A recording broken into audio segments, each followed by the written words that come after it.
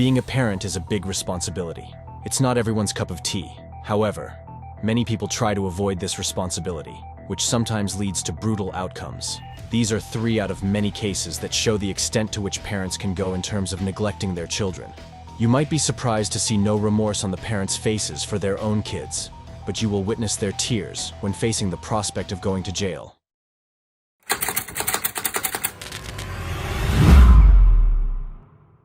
The first case involves Yajaira Tirado, a 28-year-old woman and the mother of a 2-year-old boy found neglected on a busy main road while their parents were asleep with no concern.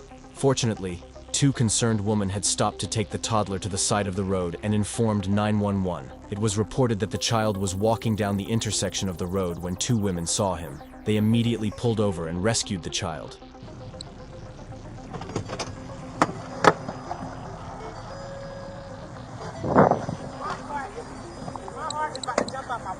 Okay. Yeah. Who's? Did we find? No. I just pulled over. I found them. Man, my heart is about to jump out my They were walking in the road. Yes, it's baby. He actually. Oh, I know where it is. I think I'm pretty sure I know which one. He's from that one right there. Oh, good. I'm pretty sure. I hope so. Hey, buddy. I don't know. You want to come to me, or are you good there with her? Oh, look at you. All right, let's go. Let me hang tight. Can you pull over here for me 1 second? I think I remember this guy. Poor little man. Does he say anything to you? No, he didn't say anything. He's not afraid of it, for sure. He didn't say nothing, though? No. Oh, okay. Give me 1 second. Come here, buddy. But he almost ran out in front of my truck when I was trying to hear he's running in front of their car. Gotcha. Jesus Christmas. Give me one. Just hang tight for me 1 second, and I'll get all your information. Is this where you came from? Yeah.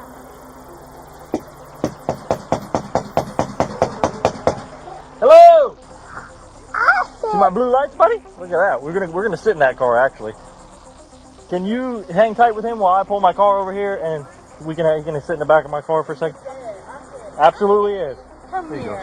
Hey, little Thank you. man. Oh, you poor little diaper. That freaking freaked me out. Absolutely. Let me pull my car in here. I had to pull over. I had to. No, absolutely. Where was he walking? He was just walking right here? Yeah, get ready to walk into the intersection.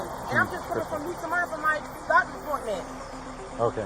It freaked me out. Would you mind giving me a written statement about what exactly what happened? Okay, give me I 1 definitely second. will. And I know you're working, so I'm going to try to make this as quick as possible for you. Thank you. You know, I don't want to say it's that trailer right there, Right. but I was out here for a similar incident, and it was that trailer right there. So we're going to try to find the mom again. Same child? They were younger. They were younger, obviously, at the time, but that's why I'm kind of remembering him. You're a godsend today. Yes. Go ahead. You want to sit in the back of my car real quick? With the blue lights on? We'll put the blue lights on, all right? Woo! Look at you, man. I know, it's so cool. Right? Look at you, all right? You want to sit in your car? Okay, Go ahead, yeah, where it's that'd nice be and cold, and great. I'll hang out here with him. Thanks. What's up, little man? You like it in here? Where's your mom? Where's your dad? Woo, look at that. Push it. Is that one on too? Nope, push it. Boom. So you do high fives? You do knuckles? Ooh, high five. Down low?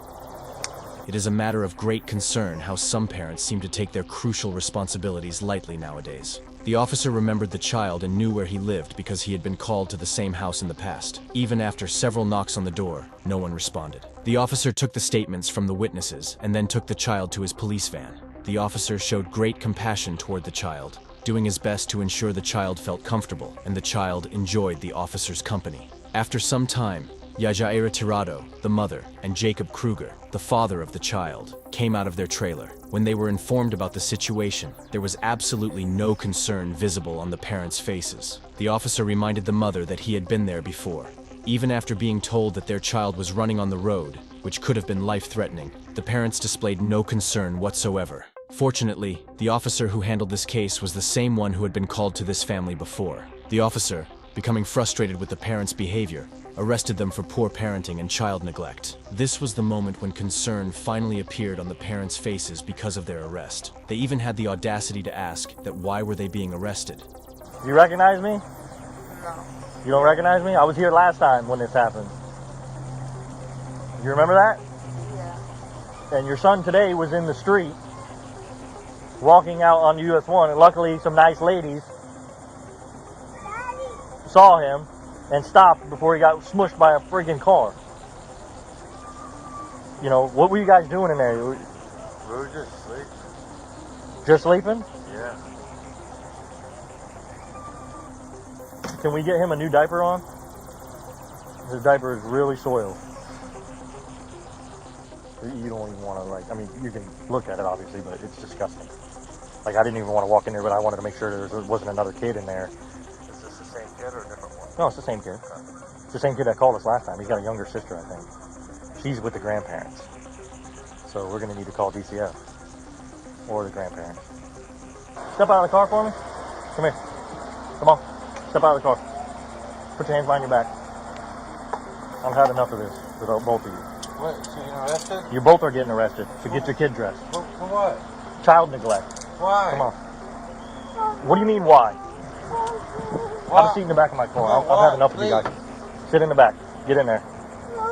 Please, why? What do you mean, why? Sit Sit in the back of the car. Slide in the car now.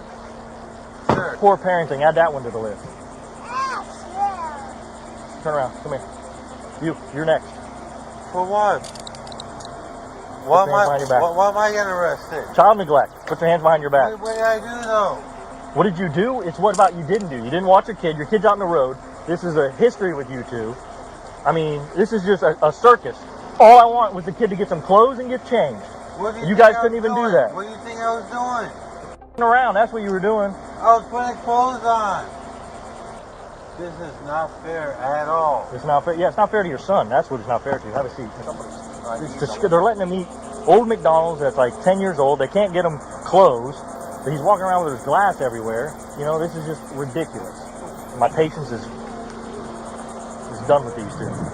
The child was sent to custody in the State Department of Children and Family. In Kruger's statement, he said that he and his partner Tirado were on medication, which was the reason for their sleep. He also blamed his broken door for their child's escape. The 28-year-old mother, Yajaira Tirado, and the 25-year-old father, Jacob Kruger, were jailed in the Volusia County branch on a $5,000 bond. This couple showed how parents can completely neglect their child on the road, but it is incomparable to the case of Brittany Gosney and James Hamilton, parents of 3 children. In my opinion, these are parents who don't deserve to have children. James Hamilton was often filled with rage and would take out his anger on his own kids. These parents failed to provide proper meals for their children, with night meals consisting of Hot Pockets cooked in a microwave. Brittany didn't consider cooking for her own kids necessary. In March 2021, they filed a missing report for their child, James Hutchinson. However, due to their peculiar behavior, the police took them into custody for separate investigations. What no one expected was how this investigation would take a dark turn.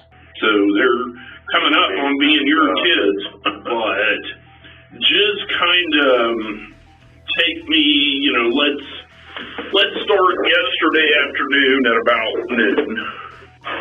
Yesterday at about 12 o'clock. So all 3 of the kids, you and Brittany, were at home watching television. Yes, sir. What were you guys watching? Do you remember?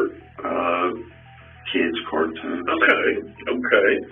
I don't really pay attention. Sure, I gotcha. What time did you guys eat dinner? It was around 6:30, 7 o'clock. Did you guys go get something, or did Brittany or you make something? Brittany cooked. What did she make? She made pizza rolls for the kids, and me and her just snacked on stuff. Okay. I mean, I ain't really having an appetite being sick. Oh, I believe it. I believe it. So that's about 6:30. Just put the kids to bed. Okay. When they separated from me and Brittany. And then about 10:30, me and Brittany went to bed. What's the next thing that you remember? I got up around 3:45, Okay. and I went through the rooms, noticed the boy, James, was gone. I went down, I got to look in the front door, it was locked. I looked at the back side door, it's unlocked. So both of them were locked? No, it was unlocked. Oh, unlocked. The back side door was unlocked. At what point did you wake up the kids or Brittany to make sure they didn't know where little James was? Well, it was around about 8:30 this morning. I woke up with everybody, and we all went looking again, and then Right. What's your gut feeling of what you think happened to little James? I don't know. I'm hoping he's somewhere there in the neighborhood hiding.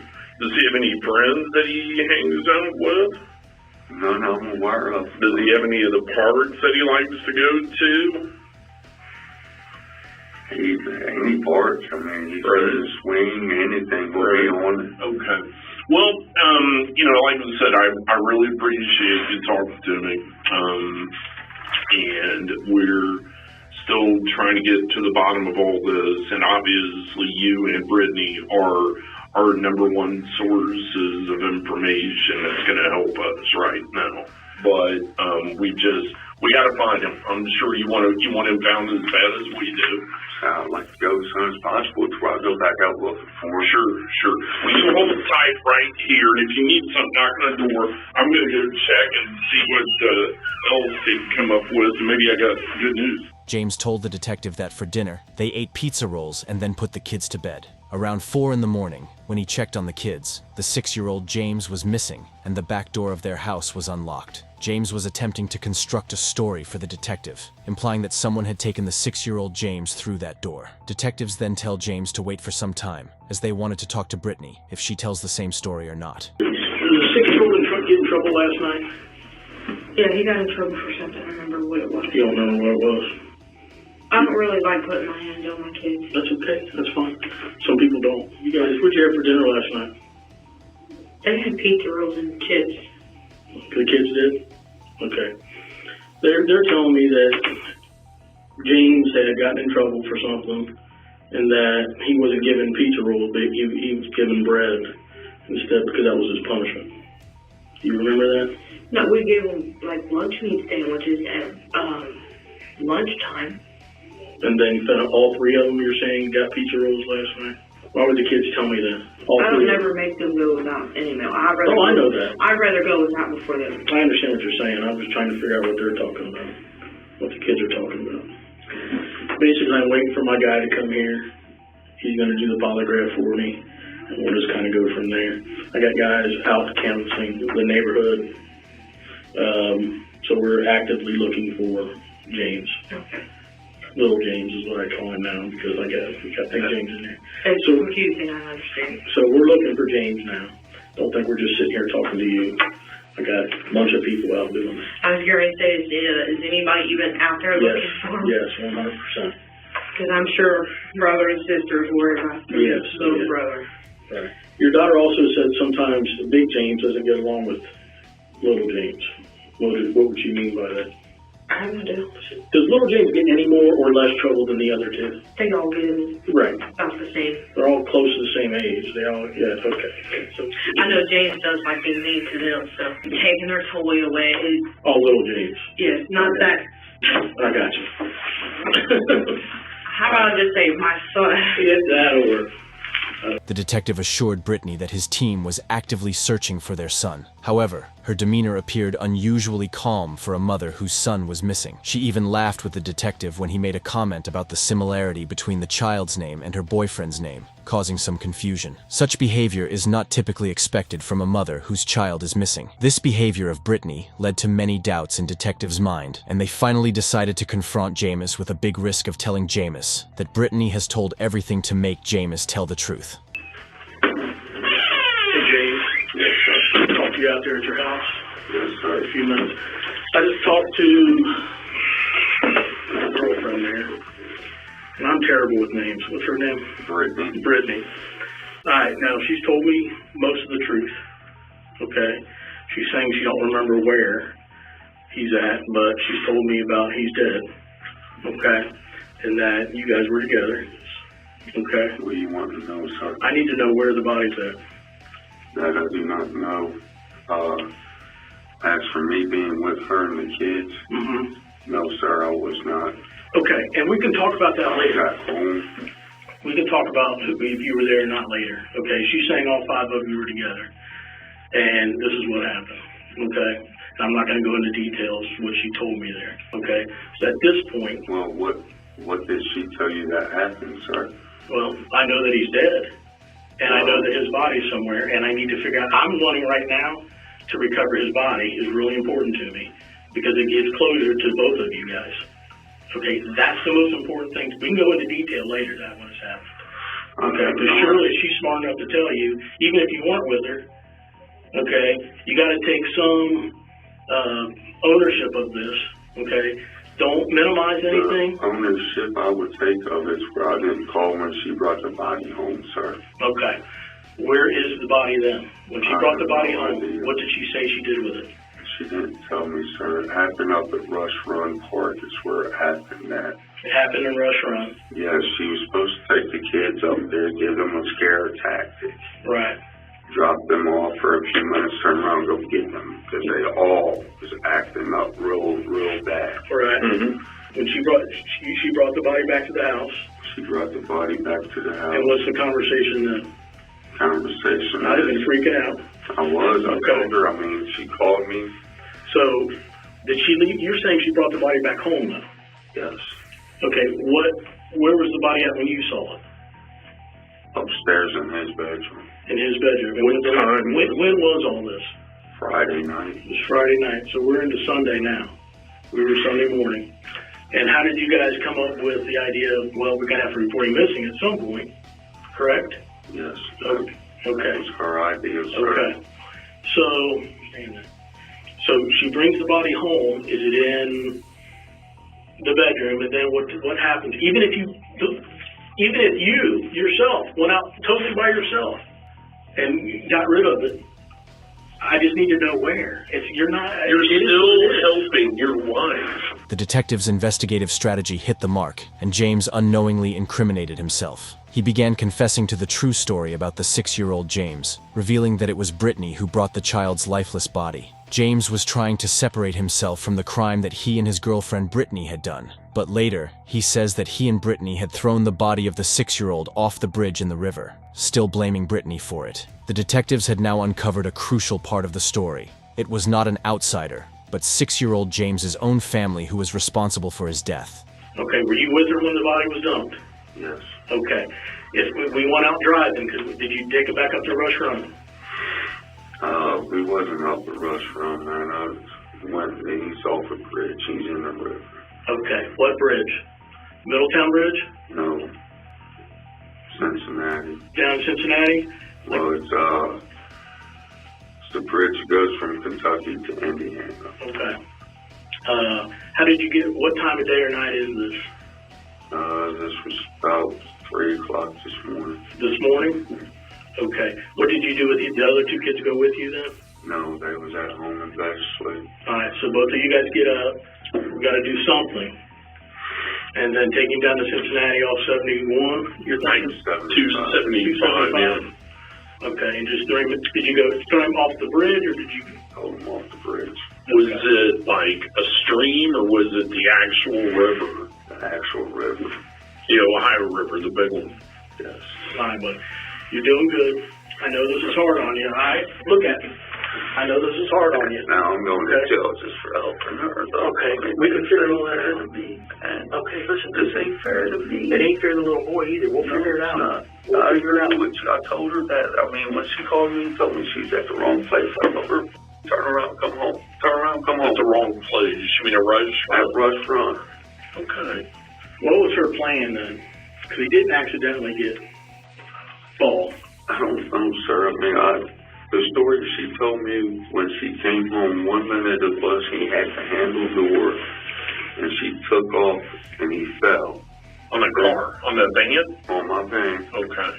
Then the next minute it was that he was chasing after her, tripped and fell. So she told you a couple different stories? Yes.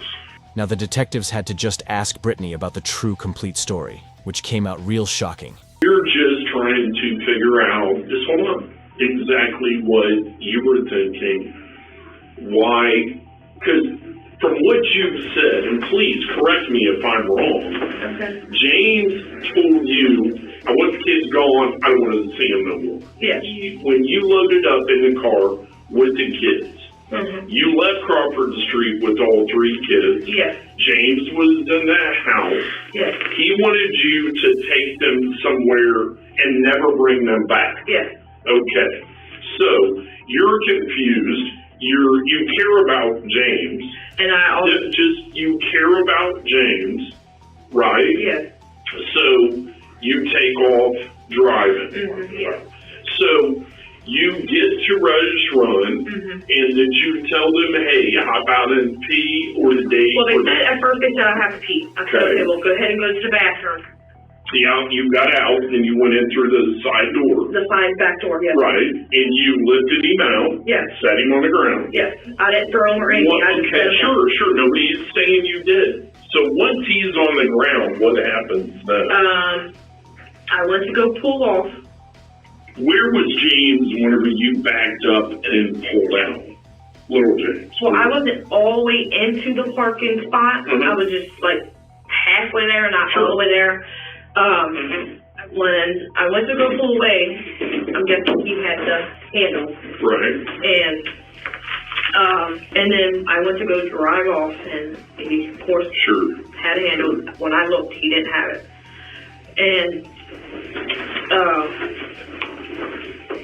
And then he went to, I heard kids screaming. I don't remember. I thought it was for sure Rachel, but they both, I don't know. Why were they screaming? Because you were leaving them? Yes. Okay. Because they knew I wasn't never just Sure. So, they were saying about a bathroom stall, whatever it is, and James was kind of standing close to them, but not that close. And as I showed you on the paper, I just went around him and didn't realize he had the handle. Did you see him grabbing a handle? No. Okay, you're just. But when I kind of I'm assuming he grabbed the handle because I kind of pulled him a little bit, not much, and he got up and then fell back down. I guess I kind of probably made him hurt his knee on the ground or something, and he lost his balance, and he tried to catch his balance. He didn't get to, and he fell and busted his head on the ground. You can see how Brittany told the story, where she is trying to make it like it was a mistake and wasn't done on purpose. It can be extremely challenging for a mother to narrate such a horrifying incident involving her own son. However, Brittany's casual reaction to her own words was striking. She seemed oddly nonchalant about the details she was sharing with the detectives. So when you got back home with James, you come back with the kids. How do you bring James? You just carry James into the house, or does James go out and get him? I carried him in. Okay. Where are the clothes at that you were wearing when you carried him in? Sitting on top of my basket. Are they dirty?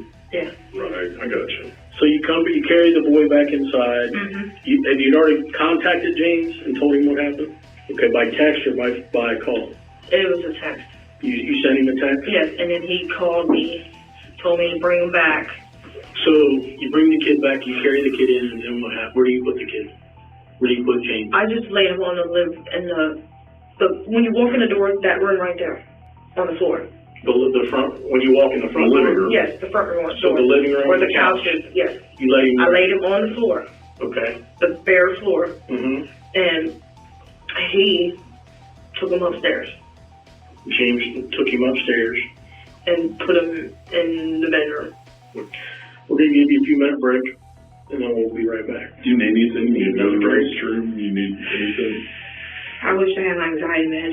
When going back to James, he described how they disposed of the evidence by tossing the body of 6-year-old James into the river. He also mentioned that Brittany giggled when little James fell, which shed light on her character. Took off about halfway across the bridge, stopped, put it in park. She grabbed his feet, I grabbed his shoulders and threw him. You guys pull up. You guys see a car and you pull over right before the bridge, or 100 yards before the bridge. About 100 yards. Right around there. You wait, you go by. As soon as that happens, you guys pull up and you there's really not much room there. She jumps out. I didn't even open my driver's door. I just climbed around. She opened the side slider door. Grabbed his feet, I grabbed his shoulders. Nothing I'm aware of, sir. As soon as we let him go, I jumped right back in the van. When we got going, she looked at me and said, I heard him hit, and kind of giggled about it even. Right. So, did you see him, did he float? Did you see him floating? I don't know. I had no idea. I got straight back in the van and we took off. No, and And again, that's kind of where we are. You're worried entirely too much about what she said. No, listen. I want the whole truth too. That's why you know the whole truth. You're sitting here fishing me to see what I know, and I've been fished by the best of them, and I'm not going to be a dick about it, but you ain't the best. I mean, okay? I've got a lot of info here. She wanted something to help hold him down in the water. There's a brick tied to his chest. There's a brick tied to him? Yes. What kind of brick? It's about this long, about that thick. Like a cinder block brick, or like what kind of brick? Something like a cinder block brick. It's more like a yard walking stone brick. I mean, it's about this long. See, this is how this works. I know a load of information about this. A lot of it's been confirmed, and I've ruled out some of it. Well, some of it that you told us initially. Now, with that being said, I'm not holding that against you because you're a little bit freaked out. But here's where we are. Right now is going to be one of your only opportunities to genuinely show me that you're going to cooperate. This is good. This is good because I knew all this. So I'm going to ask, I'm going to ask you a very, very big question that and regardless of what you think you know about forensics, I don't know everything about forensics, but I've been told by several forensic people that we've got quite a long time that we can still find him due to the water conditions and still be able to determine how he died. I'll just say it like that. Throughout the questioning, James appeared visibly distraught, understanding the trouble he was in. The detectives' efforts were largely successful in uncovering the truth. The detectives had gathered sufficient information from James to justify his arrest. While his statements suggested he wasn't the primary perpetrator in this incident and had assisted, Brittany was questioned again a few days later while in jail. She had entirely changed her story and placed blame on James. The detective noted that her new version may have been concocted while reflecting on her situation in jail. I got a question for you, though. Are you willing to talk to me about what happened? Yeah.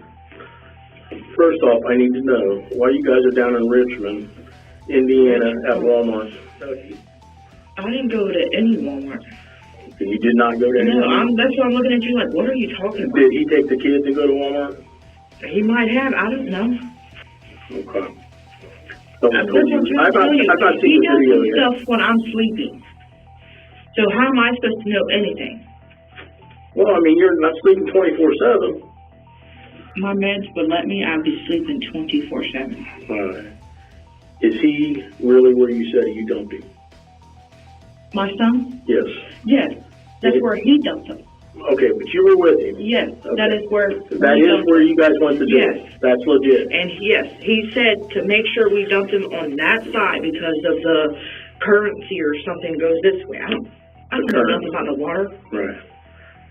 So it doesn't matter. Even though it was an accidental. I think it was, but you went there to dispose of your kid, to leave your kids out there is what you went to do. Huh?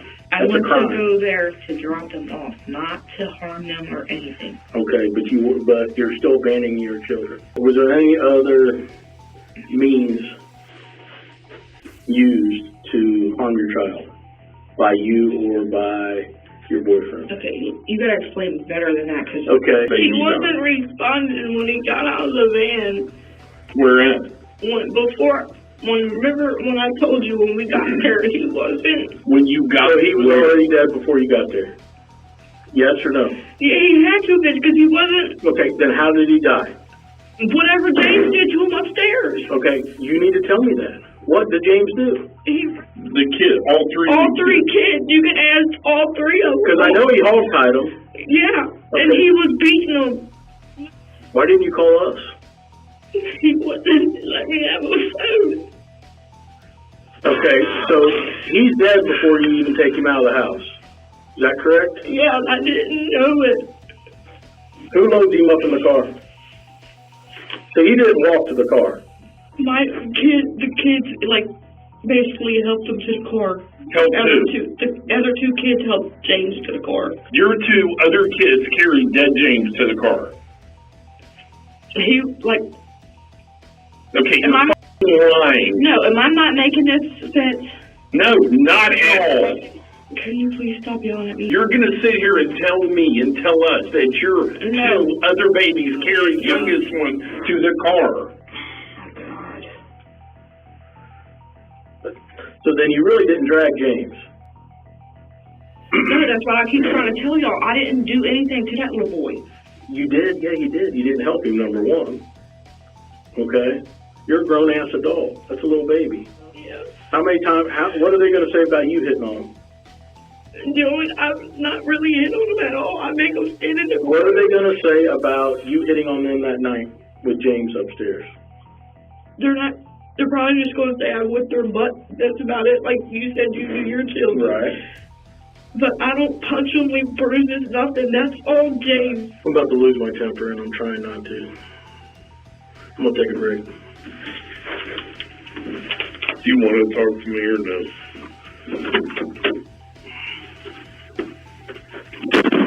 You probably don't because you're not going to tell me the truth. You've sat back there in that jail and you've tried to come up with some excuse for the, hold on, let me move over here. I'm too close to you. Because you've sat back there in that, just listen, okay? You've sat back there in that jail and you've tried to come up with some reason to justify you not getting charged with murder. Here's where we are, okay? There's no doubt in my mind you took those kids out there to leave them out there. You took them out there hoping no one would ever see them, find them, or you would never see them or hear from them again. Is that a safe assumption? Brittany's repeated changes in her stories tested the patience of the detectives, leaving them frustrated. It became abundantly clear that this was a cold-blooded murder. Brittany was sentenced to life in prison for 21 years and held in Butler County Jail on a $2 million bond. James, on the other hand, received a 19-year sentence and was held on a $750,000 bond. Brittany showed no remorse or emotion when she was convicted. However, she did cry when she learned she was going to jail. This case illustrates the extent to which parents can engage in bad parenting toward young children. In the next case, we'll see how even an unborn child met a horrifying fate, leading to a disturbing moment that even the doctors in the hospital found it hard to explain the condition. Alexee Trevizo, a 19-year-old girl, was admitted to hospital for back pain, which was later identified as a labor pain. She hid this fact from the doctors and did something that will traumatize you, as it did to the medical staff of that hospital as well. Alexee was seen running to the bathroom in the camera. When she was taking time in the washroom, the staff thought that she might be having some problem, so they went to see her. What they found out was disturbing at an extreme extent. The staff found a deceased newborn in the dustbin. I'm sorry, we discovered a dead baby in the bathroom. Oh my gosh. I'm sorry. It came out of me and I didn't know what to do. Lexi, I told you about this. I just asked you, baby, to tell me the truth. It was not crying or nothing. What did you do to it? Okay, stop right here. Stop. Number one priority, guys. Number one priority is she just had a baby. I don't know if she's delivered the placenta. She's bleeding significantly. Yeah. I've spoken to the obstetrician at Loveless. They want her out there as soon as possible. Okay. I need your permission to transfer her for medical. She needs to be. She's 19. Oh, you're right. But she is a student too. She's still 19 years you're old. right. You're right. She needs to. I'm sorry, I forgot she's 19. Keep out of me. But you need to make sure that you're safe. I need to send you to Loveless to labor delivery. Will you please agree to that? Yes. Okay, great. I'm gonna work on that. In terms, I'm sorry about this, but in terms of delivering a baby and it looked like you tried to hide it, we do have to have the police involved. And nothing was crying. It came out with nothing. I know. But the baby's gonna have to be taken for autopsy and there'll be an investigator and everything. I'm sorry. I'm so sorry. But we need to do this correctly, and I want to be transparent with you about what our steps are going to be.